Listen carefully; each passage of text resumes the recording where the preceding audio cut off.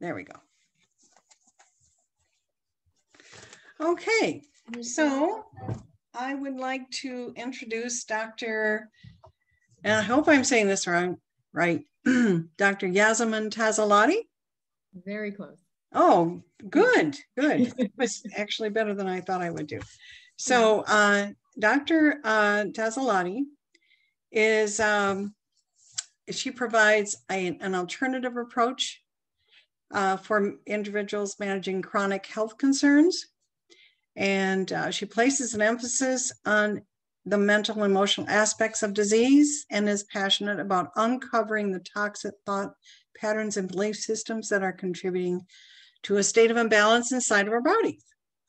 And she uses natural medicines, functional testing methods, and individualized care. And she helps her patients get to the root of the underlying problems. She's passionate about her growth and personal development, helps enjoying her patients achieve balance in all areas of their lives. So let me go ahead and transfer. Okay, share screen. Oh, nope, sorry.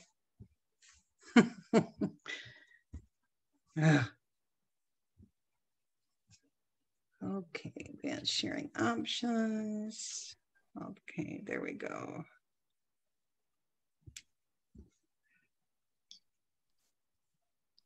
Okay, I think I've allowed you, Dr. Tasilloti, to go ahead and share your screen.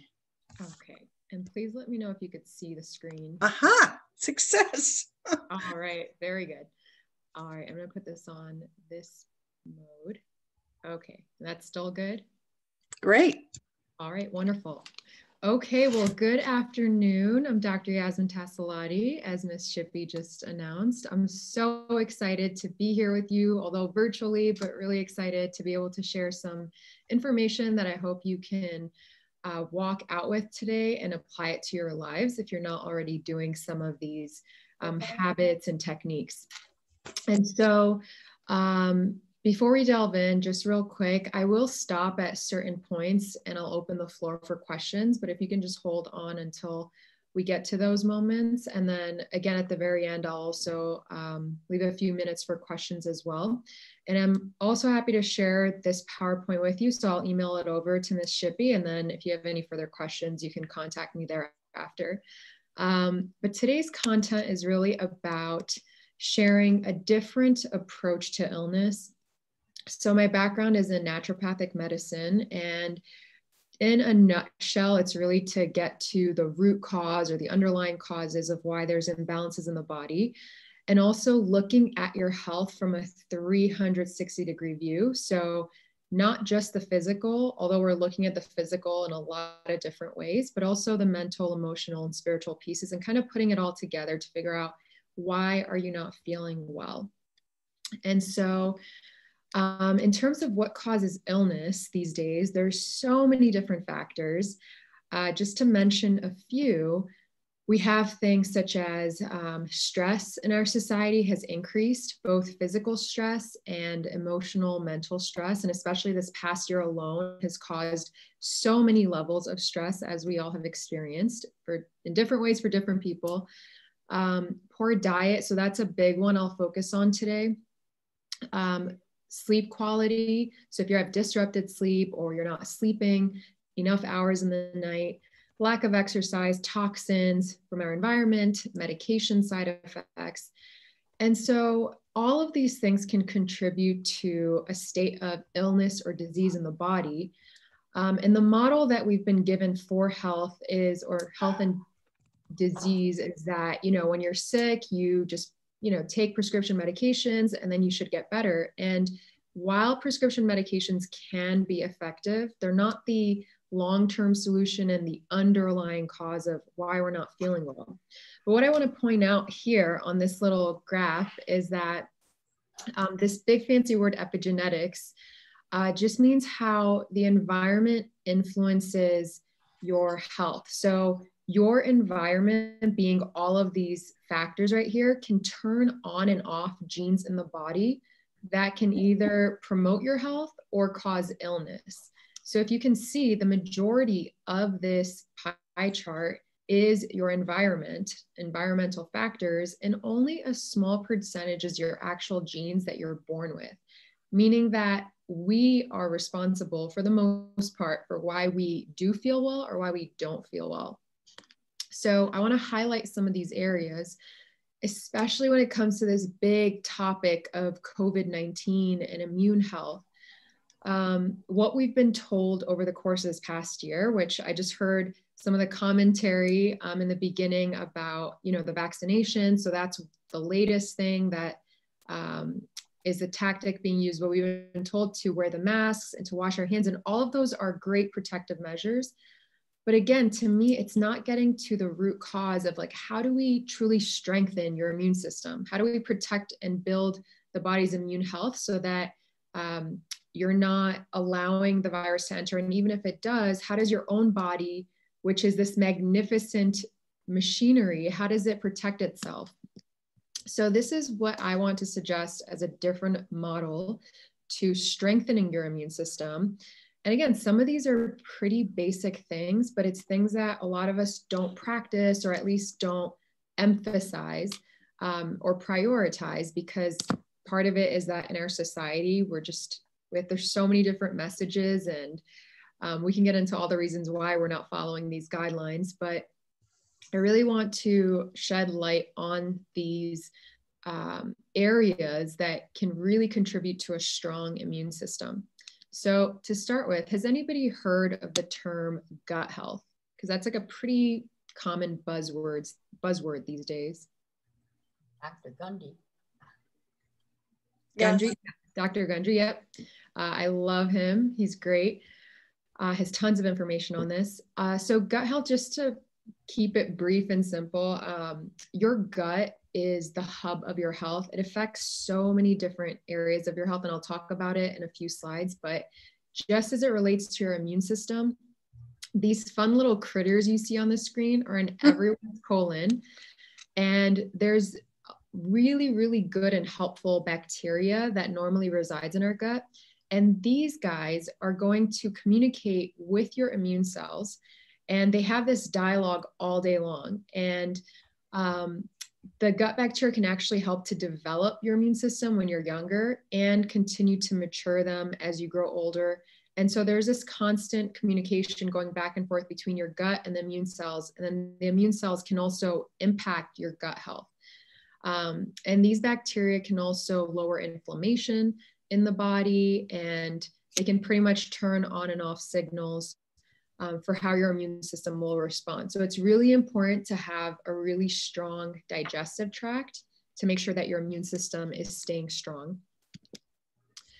All right, so the next little area of health when it comes to the immune system is diet. So a lot of us Americans are receiving way too much sugar, and many of us know that, and some of us don't, because we don't realize how much sugar is packed into all of the foods that we eat. And for the most part, a lot of it is coming from our liquid drinks, whether it is the soda or the coffee drinks or the energy drinks.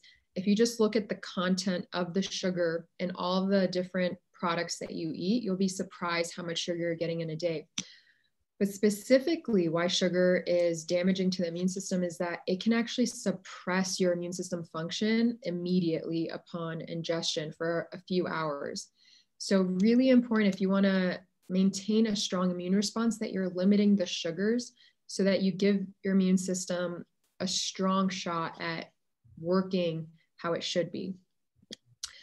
And then diet. So there's so many foods that are beneficial for your immune system. I just listed a few on here, but all of these can really help with, fending off bacteria, viruses, all kinds of pathogens, because they contain really good minerals, antioxidants, and vitamins. And so one of them, which you probably know of, again, this is like something pretty basic, but garlic is a really potent antiviral and antibacterial. And the trick, though, is that you have to crush it or chop it and leave it for 10 minutes on the counter or in a jar for it to release that compound called allicin that promotes that antibacterial, antiviral property. So for instance, if you're feeling something coming on, or if you already just became sick, let's say it's the first day, you can pop a clove of garlic or 2 or 3, whatever it is, and it'll really help to fend off the bacteria or the virus. Sorry, did somebody have a quick question? Okay. So the biggest thing though about diet is that you want to be eating anti-inflammatory foods. So the more whole foods you eat, the stronger your immune system will be. Anything that's packaged, it's frozen, it's canned, is typically not healthy for us. So if you can limit those as much as possible, that would be very, very helpful for your health. And then this area, again, a lot of people have been stressed this year. So there's been a lot of insomnia, a lot of sleep disturbances. And if you can read here, people who receive less than 7 hours of sleep are more likely to develop the common cold, because when we don't receive enough sleep or we have interrupted sleep, that actually lowers our immune system response. And you might have already experienced this at some point in your life where you're having a few nights of poor sleep and then you become sick shortly after. And then even though vitamin D is a hormone, technically, this one is such an important key player when it comes to your immune health. And again, you probably already know this, but just a friendly reminder to make sure that you're getting your vitamin D levels tested at least once or twice a year, and making sure that you're supplementing unless you're really good about being out in the sun every day. But vitamin D is one of those really good nutrients to be aware of. And last but not least is movement. So I know it's been harder with the gyms closing, and even though the gyms have opened up, a lot of people are still nervous about going to the gym or working out with all the social distancing and whatnot. But when we move, we're actually not just helping the heart, but because we are activating circulation, you're taking out the toxic waste from the cells and you're bringing in oxygen and nutrients. So you're kind of cleansing your cells, and you're getting rid of toxic materials that could contribute to illness. So before I move on, any questions as it relates to the last few slides I just mentioned, or do you want me to expand on any of those topics? I have a question. Sure. So my question is, I always thought that like frozen vegetables were good because, you know, they were frozen, so they contain the vitamins. Are you saying that's not true? So freezing vegetables or fruits does actually reduce some of their nutrient content, not a whole lot, but it does reduce it. So I would say that if that's the next best thing to receiving whole food, like fresh foods, then yes, but not to get into the habit of constantly eating frozen foods. And also, you just don't know how fresh that product was at the time that they froze it. So that's where I personally would rather cook fresh as much as possible. Question about the garlic. I use the chopped up garlic. Mm-hmm. Is that just use it right out of the jar and put it in the dish? That works? So you mean it's like whole garlic in a jar? Yeah. That should be fine. I wouldn't see why not. Although again, if you can, my whole take is do fresh as much as you can. But if there's times that, unless you made that yourself, like you stored it. But even then, yeah, I would say if you want like the biggest impact, do fresh as much as possible. Okay, thank you. I have a follow-up on that garlic. When you said 10 minutes that it has to interact with the air to release the whatever it was. Allicin. Mm-hmm. Is that like if you crush it and then a few minutes later you start cooking it, but it's cooking for 10 minutes or whatever, does that still count? Or is it before it starts getting heated up in the food? Yeah, I believe from what I've read, 5 to 10 minutes before you cook it, it should sit out. Okay, so it doesn't count while it's cooking in the pan. As far as I know, no, but I'd be happy to do further research. But just from what I've seen, it's best to just leave it out for at least 5 minutes before I have you a question. Sure. I have a question on vitamin D. Is there anything that we do that is stopping the absorption? Because I'm out in the sun all the time, but I'm always low on vitamin D. Yeah, that's a great question. There are a number of individuals who have a genetic variation where they just don't absorb vitamin D properly. Or let's say your gut health isn't up to par. That could prevent the absorption. Or I don't know if you're taking, you're supposed to take all your fat soluble vitamins with a fat. So like whether it's nuts or oils and whatnot, so they get properly absorbed. And also if you're out in the sun, but you're supposed to be out in the sun between the hours of 10 to 2 and uncovered for the most part. And for the first 10 to 20 minutes without sunblock to fully absorb it. So I don't know if you put sunblock on immediately when you go outside. But I only put it on my face. On your face, got it. Yeah, so I would say there's probably something else going on for you, whether it is a genetic variation, which you could certainly test for, or if there's some other metabolic issue going on while you're not absorbing it. Okay, thank you. You're welcome. All right, I'm gonna move on just because there's so many other slides and I'm gonna kind of zip through some of them. But if I'm going too fast, ask me to slow down, but there's so much content I do wanna share today with you. So when it comes to, so those slides that I just talked about were specific to immune health. The next few slides are more general health, but I just wanna show you how amazing our bodies truly are and how interconnected they are. So for instance, when it comes to the gut, when it is out of balance, and by the way, when we're talking about gut and gut symptoms, they could be anything where it's obvious that you have a gut issue. Let's say you have IBS, constipation, diarrhea, you have abdominal bloating, belching, all of the heartburn, whatever it is, those are obvious signs of like some things going on with your gut. But a lot of people don't know there's something going on because they'll have other types of symptoms that we can trace to the gut. And these are the symptoms that I want to show you. So for instance, when it comes to any kind of cognitive issue, so brain health or mental health, there's been tons of studies showing that if there's an imbalance in the gut bacteria or there's inflammation in your gut, it can contribute to issues with memory, with concentration, stress management, focus, as well as a whole host of other symptoms in your body. So things like fatigue, skin disorders like psoriasis, eczema have been related to the gut, stubborn weight, autoimmune conditions, joint pain, hormonal imbalances, and the list goes on and on. But just to give you an idea of if there's anything going on at the gut level, it can certainly affect all the other organ systems of your body, or potentially. So what are some things you could do to support your gut health? These are just some basics. There's so much more that I can share with you, but just to keep it simple, again, we just talked a little bit about diet. So making sure that you're avoiding any kinds of food allergens or sensitivities. You know, I could talk on and on about gluten, but for a lot of people, gluten is causing inflammation in the gut. Dairy is causing inflammation in the gut, sugar, processed foods.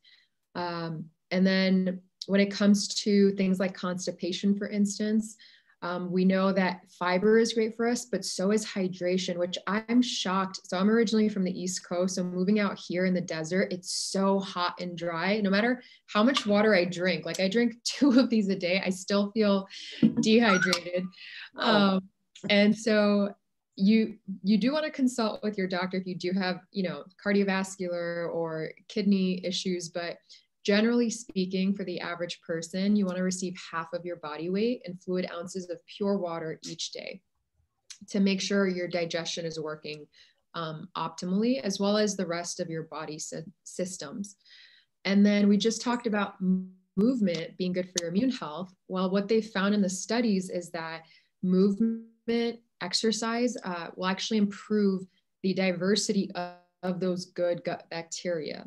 So you're supporting not just your immune system, your heart health, but also your gut when you're working out. And then we talked about sleep. So when you don't get good sleep, you can also disrupt that nice balance of those bacteria as well. And then when you're stressed, same thing, you're going to negatively impact your digestive system. So here are some other foods that can help with your gut. And again, the major point I want to make out of today's talk, these are very generalized suggestions for every individual. There's going to be customized plans, even when it comes to food. For instance, some digestive issues will not do well with fiber. So as I say these things, just keep in mind that it definitely needs to be individualized because every case is a little bit different. But generally speaking, to have really good flow, so to speak, for your bowels, you want to have enough fiber. And fiber comes from not just those fun little fiber K bars, but from your fruits, from your vegetables, from your whole grains, and things of that nature. Fermented foods, so things like sauerkraut, kimchi, what's the other one? Like anything that's cultured, so to speak, has really good bacteria that's going to just replenish bacteria in your gut. And then any kinds of greens are really detoxing, things like kale, Swiss chard, collard greens. Those are really detoxifying to the liver and gallbladder, and they help get rid of toxic waste. And then things like bone broth. So if you do have a lot of inflammation in the gut, that's very healing and it has tons of good minerals in it. And I know fasting is not a food, but I just wanted to put that in there because, again, doing it under medical supervision, periods of intermittent fasting can actually really benefit your gut in a lot of ways. So just a little snippet, and I'm sure you guys have questions on this, but I'm going to, actually, no, I'll stop here and I'll take a couple of questions if anybody has questions on the gut.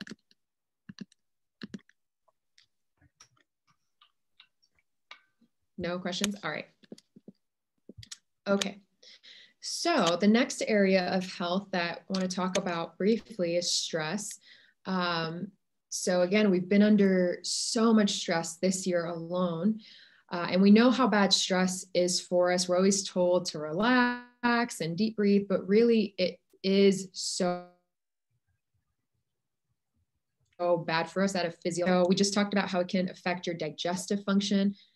Stress can directly suppress your immune system, increase blood pressure, cause sleep difficulties, weight gain. And this is the worst part, I think, is shrinking your brain and causing misfiring of signals across the brain itself.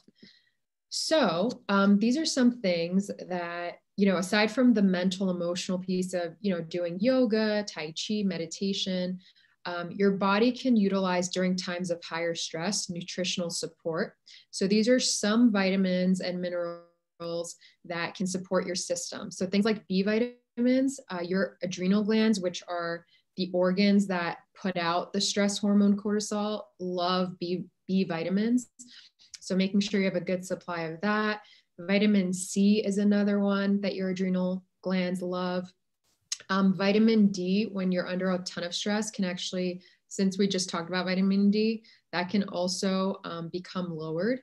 And then magnesium is a really good mineral to relax the nervous system. And then when you're under a state of stress, you're creating more inflammation in the body. So antioxidants are really helpful, as are fish oils, to reduce any inflammation and support your cognitive functioning. So those are, again, just a select few nutrients. There's tons more. But this slide is showing you about the physical side of stress on the body, is that we live in a society where the toxins are just increasing weekly, daily, and unfortunately we can't get rid of them. So we just have to limit our exposure as much as possible and make sure our bodies are able to detox effectively. And some people, unfortunately, have genes that make it harder to detox, which is why some people will become sick and others won't with the same kind of pathogen or the same kind of toxin in the environment. But just to show you how these toxins affect our brain. So things like insecticides, herbicides, heavy metals, chemicals that are in the environment can affect different lobes of the brain and cause hormonal imbalances, cause mental health concerns and whatnot. So what can you do is, these are just some suggestions, is I know that the whole organic thing, some people say it's expensive. I get that. Or some people debate if it's actually worthwhile to invest in. But as much as you can, shopping locally and shopping organic would be helpful, especially when it comes to fruits, vegetables, without that outer layer of skin, and also animal products. Really important to eat as many clean animal products. So like those cage-free, grass-fed products, because that's going to place less toxic burden on your body. And then when it comes to the home, as much as possible, using eco-friendly household products. So you're not getting those chemicals in through inhalation, avoiding nonstick pots and pans. And again, we can go on and on, especially when it comes to personal care products, whatever you're putting on your skin, such as, lotions and shampoos, those get absorbed into your skin readily. So making sure you're looking at, those phthalate-free kind of products that they sell at Whole Foods, Sprouts. Typically, they have less chemicals that can impact your system. And then I'm sure all of you are really good at this, but one of the best things you can do for stress management is to have a daily and a weekly routine and a rhythm, because if you're the type that you're constantly moving back and forth between meetings and tasks and things like that, that overloads the system. So really putting your priorities first and having good transition times is helpful. And then again, here's that whole exercise piece.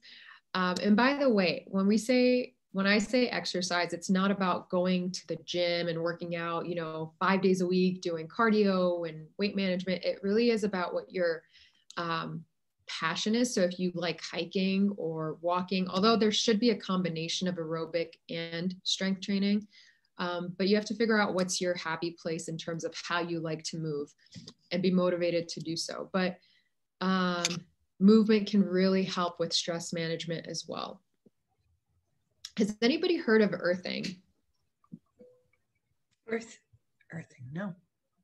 Okay, so this one, there's a lot of research behind this, but just to let you know briefly, we used to, way back in the day, put our feet on the earth a lot until we developed, shoes, and now we have all these industrial floors.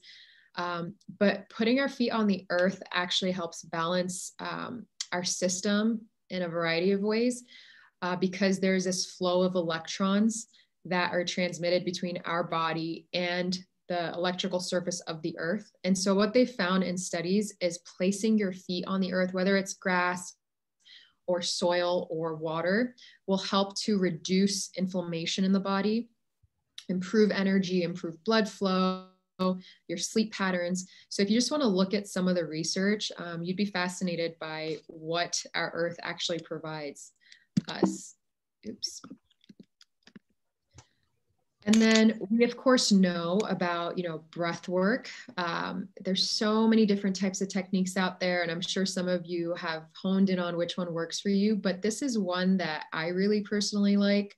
So if you want to take a look at it, it's 4 seconds of inhalation and 8 seconds. So it's a longer exhalation to an inhalation. And that's going to activate the vagus nerve, which is the nerve that is your rest and digest, your parasympathetic response. So it calms you down. So again, I'll send this out and you can take a look at that. And then constantly working on our mindset is so huge, because especially as women, we can take on a lot emotionally. And so I think being really aware of our thoughts and our emotions and how they can literally become toxins in our body is so, so important. And this is one of my passion points with health, because everything else that we just talked about is so important. We got to make sure we're eating the right foods, working out, sleeping well, having great bowel movements, but also making sure our emotional health and mental health is taken care of as well. It's just as important. All right, I want to pause for 1 second. Any questions on that section?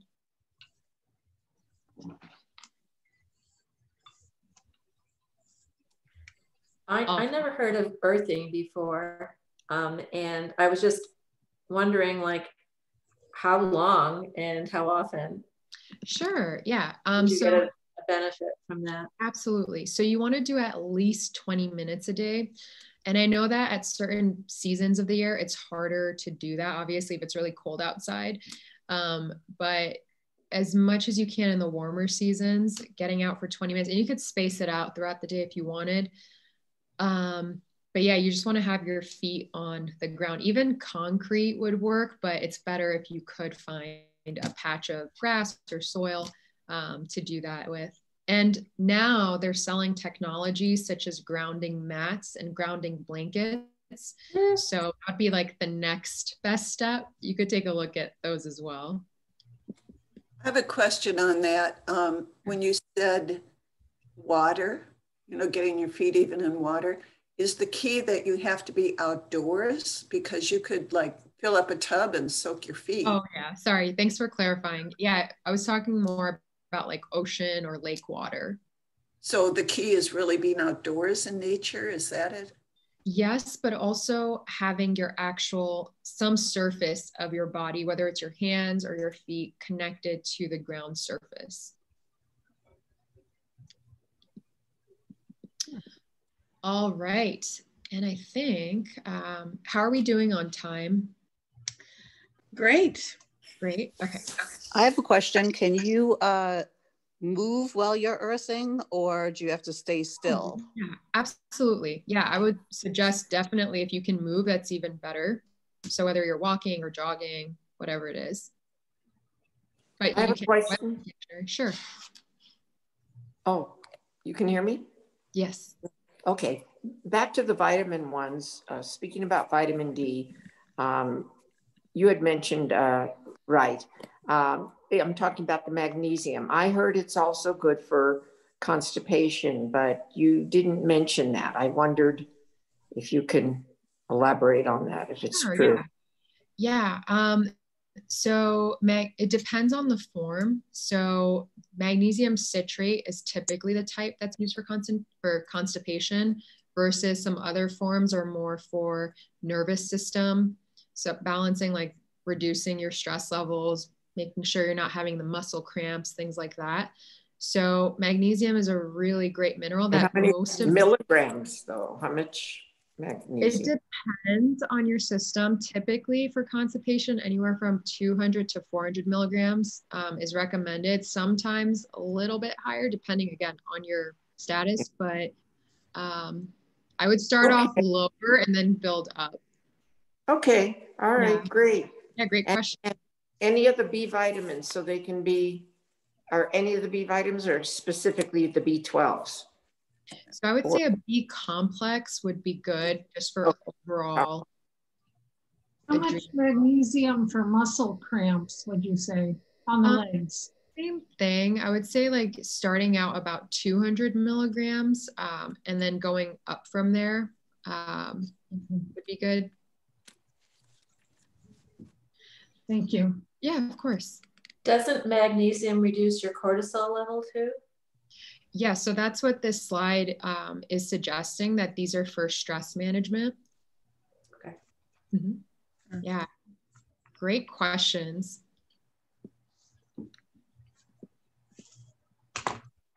All righty, so jumping into sleep health.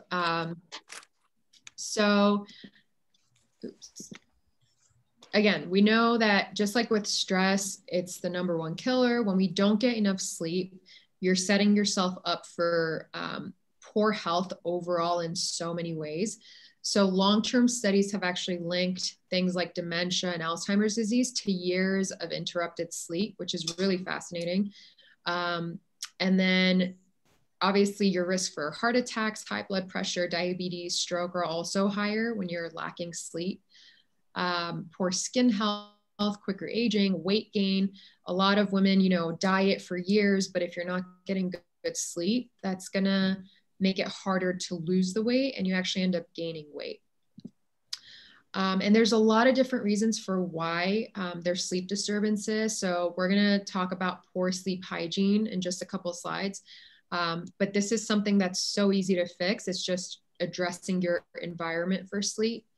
The other parts of why you don't sleep well can be due to hormonal imbalances. So whether it's low estrogen or progesterone, whether it's thyroid is out of balance, there's blood sugar imbalances, there's lots of reasons why sleep disturbances occur.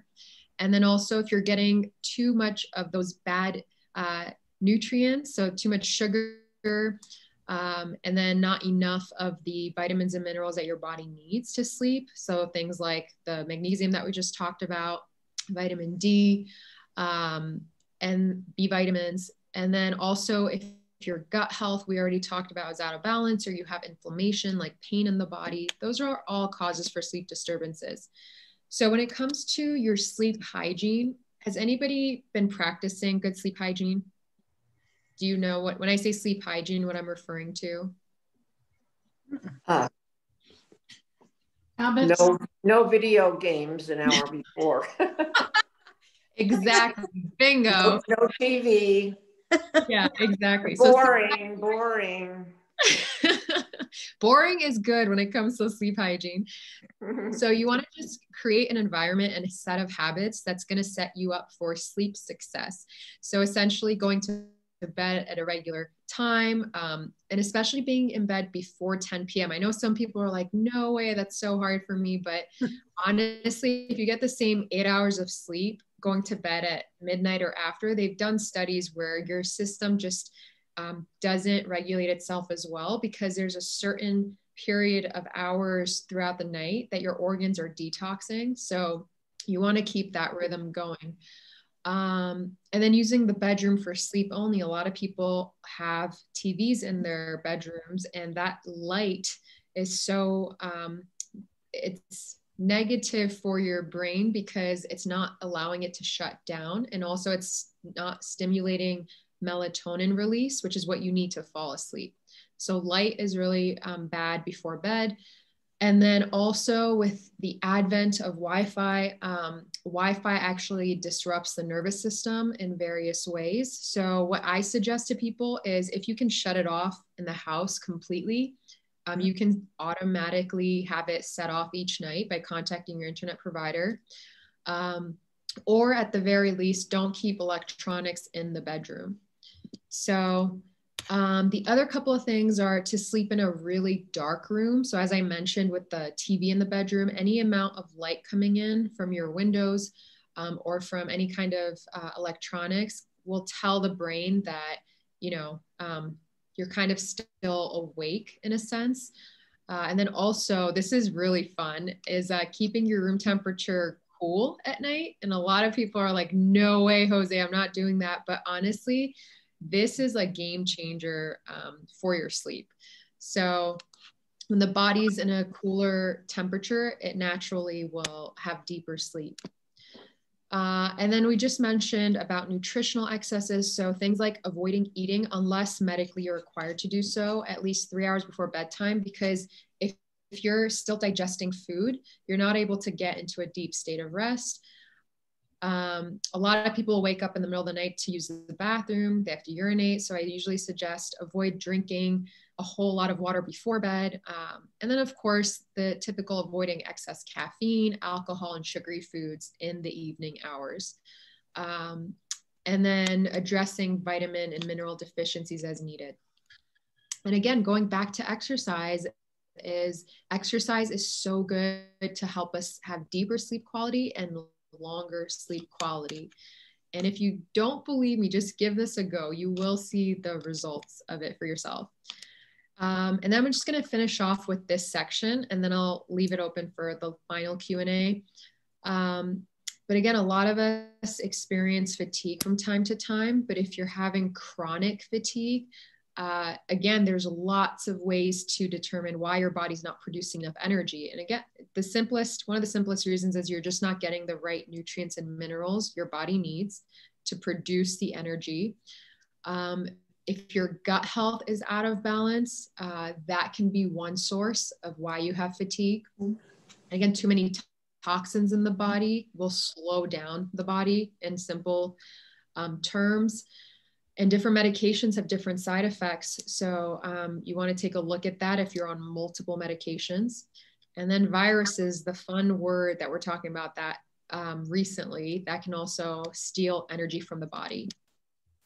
Okay, so real quick, just a couple more strategies is that when it comes to nutrition, you want to avoid simple carbs and carb heavy foods for breakfast and lunch because those are the times of day that you're putting out more energy, and simple carbs like, let's say, donuts, pastries, cereals, bagels, things like that can actually give you a nice sugar high and then a sugar crash, and it's not sustaining to your body.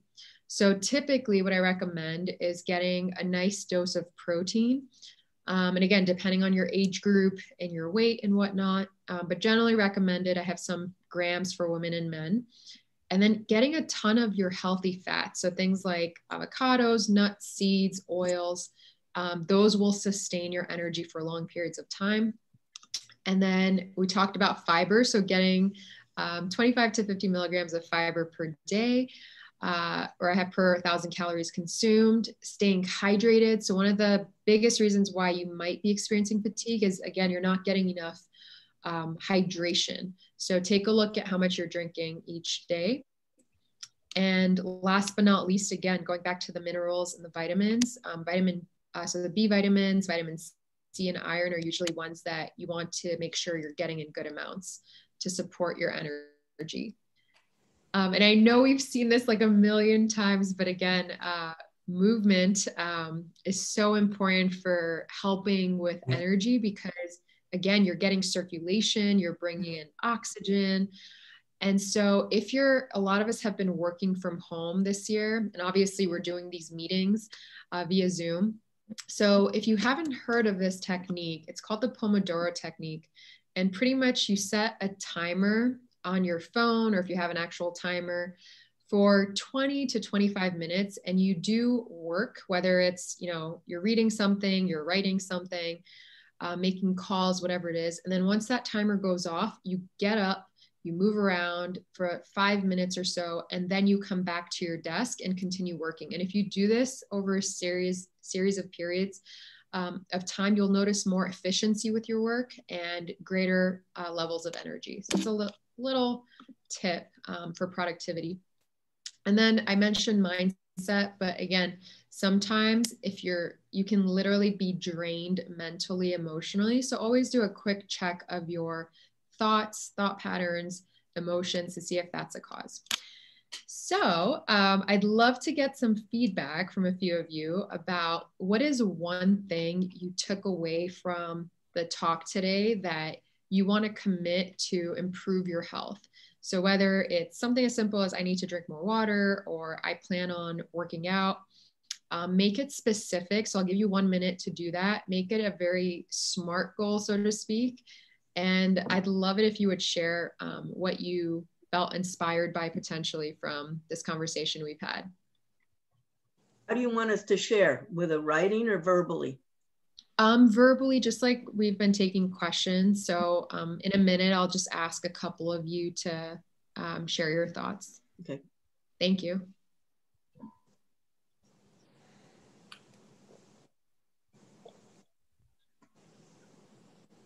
This was good, right?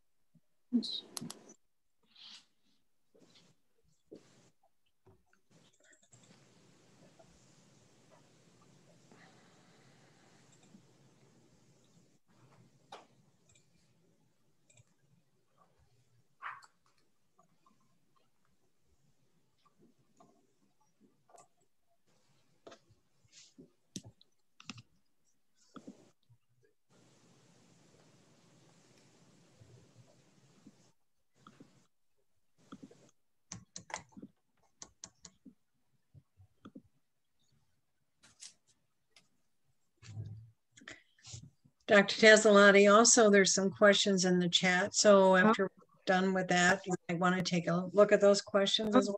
Sure. Yeah. Thanks for letting me know because I wasn't looking at the chat room.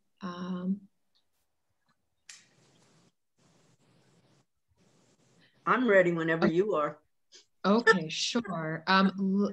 So just real quick, I do want to touch upon these questions. So Barb asked about, what about using special eyeglasses to cut out the blue light? I love that. And I actually purchased one last year. So if you'd like the company that I use, I'm happy to share that. But yeah, there's some really great glasses out there to block out the blue light from the screens at nighttime, even during the daytime too. What about gravity or weighted blankets? I think that's great if you resonate with that. I think that can really help a lot of people have deeper sleep. So it just depends on your preference for that. And I just bought as a gift the Hydrate water bottle. So I think that's great in terms of the technology piece to sync with your phone. But I would just say, just with technology, making sure you kind of limit usage as well. And then melatonin, we can go into so many talks on that, but melatonin is one hormone that I would recommend for just like as a short-term treatment for sleep disturbances. But ultimately you want to train your body to produce melatonin, which is where that sleep hygiene piece is so crucial, because you want your body to make it on its own versus supplementing it.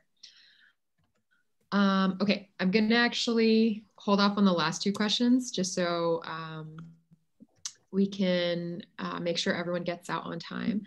So in terms of who would like to go first with the one thing that they'd like to shift a little bit in their daily habits, who would like to go? I'll go. I'm Angie. Right. I liked your Pomodoro technique. I sit at the computer quite a bit, and then I get kind of stiff.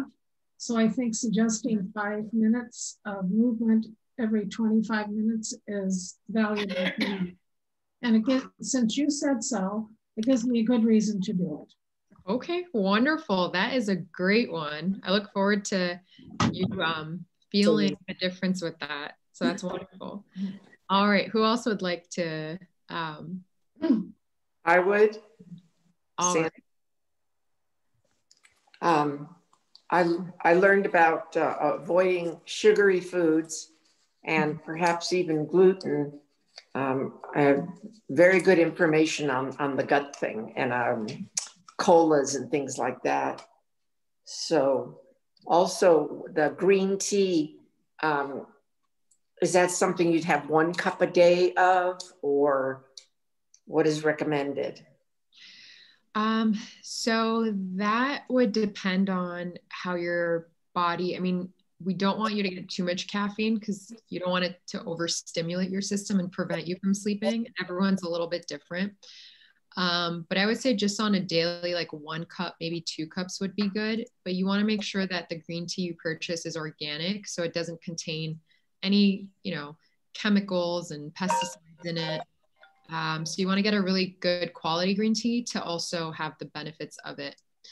They also do sell supplements that have just extracted the constituent of the green tea. So yeah, it just depends on what kind of therapeutic value you want it to have. But just if you wanted something on a short, short-term basis, or just something to do daily, just a high quality green tea would be good. Yeah, I'm afraid we're trying to get off of sugary products is going to be difficult. Yeah, so I'm very worried that it's hard. Yeah, I wouldn't cold turkey it because that would be very hard. I would suggest incorporating more whole foods into your diet, more vegetables and fruits, and naturally those cravings should go away. And also, just really quick, so if you're deficient in some minerals, like for instance, magnesium that we talked about, or B12, those can cause sugar cravings. So there's a lot of different areas to look at when it comes to cutting out cravings. Thank you so much. You're welcome. Yeah. All right. Oh man, I want to keep asking for other suggestions, but I also want to answer these questions. So just to end off though, is that we all want to be healthy, correct? Like we all want to live our best lives and whatnot, but what we find in our society is we always say, well, I don't have the time to go work out, or I don't have the time to cook, or I don't have the money to do so. And again, there's so many creative ways that you can go about prioritizing your health, and everything that we do in life truly does come down to our values, right?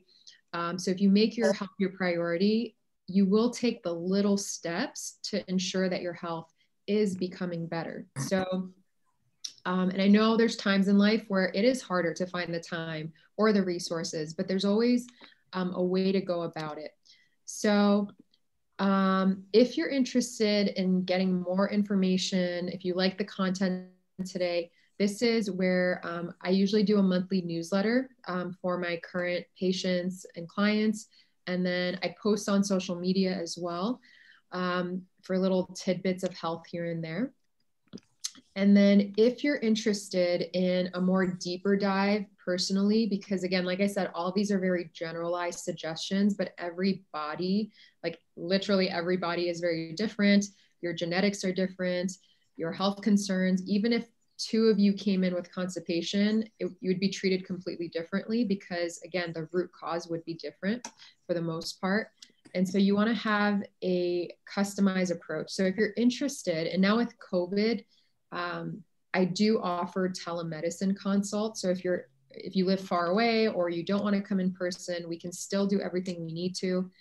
But essentially the approach that I take to helping you with your health is to do a in-depth consult at the initial visit, going through your health history, your current concerns, and then ordering any appropriate blood work, functional testing, which I didn't even get to mention, and then putting together a pretty comprehensive approach of, again, your balancing any hormones that we need to, balancing your gut if we need to, making sure that blood sugar is intact and things like that. And then recommending a variety of nutrients, minerals, herbal products to really support your system.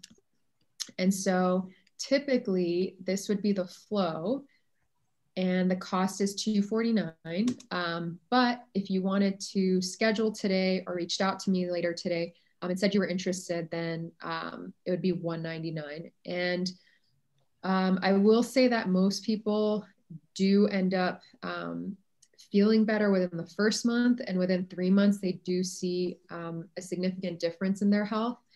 But again, I'm all about baby steps because and I didn't even catch your name, you said about the sugar cravings. It is hard to make some of these lifestyle changes. And so I really work with you where you're at. Where's your office? My office is in Scottsdale. So Central Scottsdale, Shea and the 101. Yeah. And does insurance cover any of it? So I don't directly accept insurance, but I can accept health savings accounts and FSA accounts, and also always provide you with a super bill to provide your insurance provider. Blood work is covered under insurance though, unless you have Medicare. So that's the only caveat. Yeah. In either event, if you wanted to, for blood work purposes, for Medicare clients, I recommend a list of labs that I'd like to run, and then they can go to their primary care and have those taken care of. How long have you been practicing? This will be my 6th year, actually, which is kind of incredible because time flies. When you were talking about reading, sleep hygiene, how about reading in bed? I read it on an iPad, but I use the black screen and the dimmest light I can on the screen with no exterior lights. Sorry, what was the technology you said you used? An iPad, kind of basically a Kindle. Got it. It's as dim as the device around me. I mean, that's a better option than obviously having the full light on. Although if you can, 2 things is if it's connected to Wi-Fi, I'd recommend putting it on airplane mode. And also, if you can still wear those blue light filtering glasses or get some kind of a shield case protector, that would be even more ideal. But at least for now, that's probably a really good option. Thank you. And Kindle started making, I think, the screens that don't emit the blue light. So that would always be another option for you. All right, I just want to make sure I answered the last couple of questions about apple cider vinegar, how to use it. So typically I do a tablespoon and about 4 to 8 ounces of water and drink it 15 minutes before eating to help aid digestion. And then the other question was about yogurt, which is the best kind.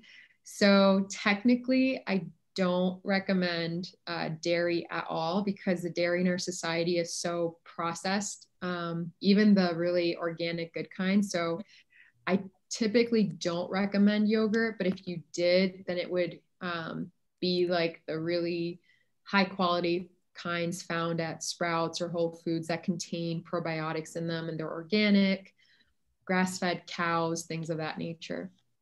What if you make your own yogurt?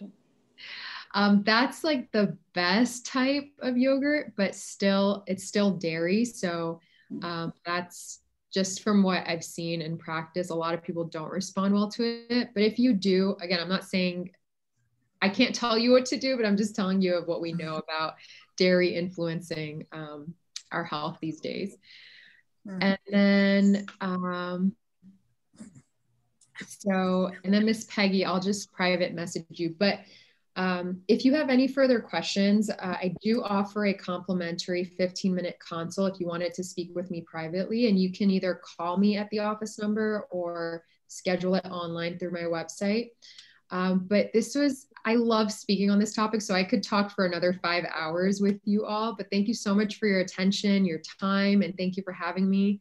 And yeah, I hope you all have a great rest of your day and week and stay safe. And yeah, I'll be on the chat for just a few more minutes to answer the questions. So I'll stay on for that. But How about your newsletter? How about your newsletter? You said you have a newsletter.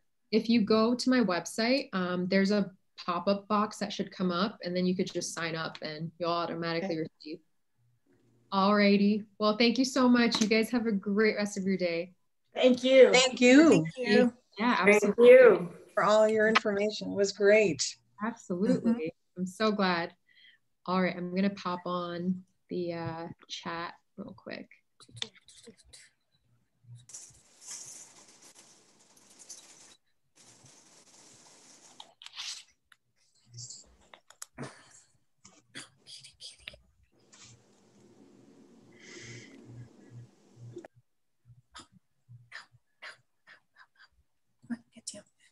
Get down. Come on, get your butt out of there.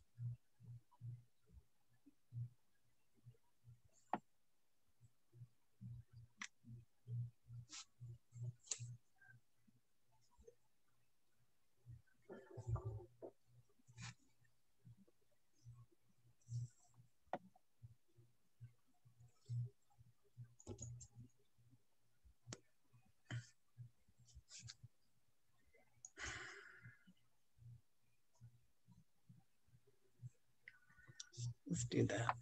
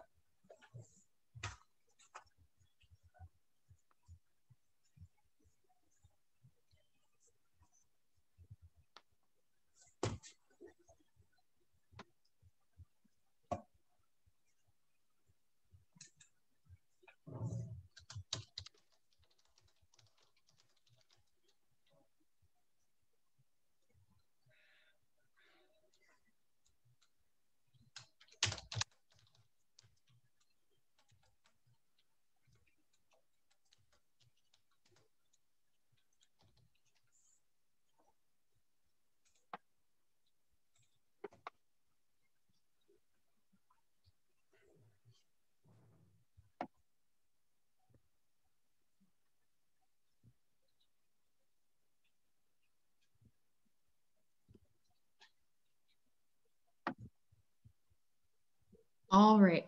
So if anybody has, I hope I answered everyone's questions regarding the blue light. I will get back to you if you want to email me. And I have my email listed there as well as it's on my website. And I definitely will get back to you. But Miss Shippey, thank you so much for having me again. I really enjoyed the time. Well, thank you. We really appreciate all your information. Of course, absolutely. I have some new. Did you get to me? I'm sorry, Miss Peggy. Yes, I wrote, if you can email me because there's just too many suggestions for breakfast. No, I'm not the breakfast one. I'm the sleep one. Sleep one. Oh, I'm sorry. So how long would it take, depending on, again, what the underlying cause for your sleep disturbances are? I can't give it quite a number. For some people, like I said, it's within the first month they notice improvement. A month? Oh, geez. Okay. For some people, depending on how long you've had it, it just takes the body a while to kind of unravel itself. So I can't tell you how long it, or how quick or how long it might take, but there's definitely things that we can do to help you to improve your sleep. Yeah. I think that's one of the worst things that, you know, when I retired, is, oh, I don't have to worry about getting to bed on time because now I can stay up. Well, the problem is I noticed just sometimes it's just dawdling. I'm just dawdling. I'm not getting to bed on time, but I still wake up at the same time. That's a problem because now it's like you're not getting, you know, I do well on 7 hours sleep, but 6 hours, no. I mean, but that's what happens. I'm still waking up. 4 to 5 is my max. Ooh. Yeah. Ooh. Yeah. And I wake up about every 2 hours, every 2.5. Yeah. So that would be something that if you'd like to definitely address, I'd be happy to speak with you further about that. Okay. Yeah. So how do we sign up for this $199? So you can either go directly to my website and book your complimentary consult, and then I'll give you a call and then we can schedule it from there. If you want to do it now, then I'm happy to chat with you once everybody signs off. And I can actually take your number if you want to private message me and contact you. Did you tell us your website or not? She hasn't. No, I did put it in the PowerPoint, but I also wrote it in the chat, but I'll put it in the chat. Oh, you didn't see it in the newsletter. Sorry, not in the newsletter, in the PowerPoint. No, our newsletter. Yeah. So it's in the chat. Oh, there it is. Yeah. Yep. It's DrYasminD.com. Yep. Okay, I see it in the chat. Okay, good. Yep. All righty. Well, it's been a pleasure. Miss Peggy, did you want me to reach out to you, or yes, do you please, want? Do you want me to? If you can, do you know how to private message me? No. Okay. Do you see the chat? I filled it out once. Yes, it's up here. Yeah. Okay. Okay. There's a tab that says everyone to everyone, and then you could click. If you click on it, it'll pull up who you want to send the chat to, and you should see my name on there. Yeah, but okay, I'll find it someplace. But if not, you can just call me at this number when we get off. Although I will be leaving, heading out soon. But here's a number. Well, I have that number. I'll just call you right away. Great. Okay. All right. You all have a great rest of your day. Thank you so much again. This was very helpful to many people. Have a great rest of your day. All right. Bye. Bye, everybody. Thank you again.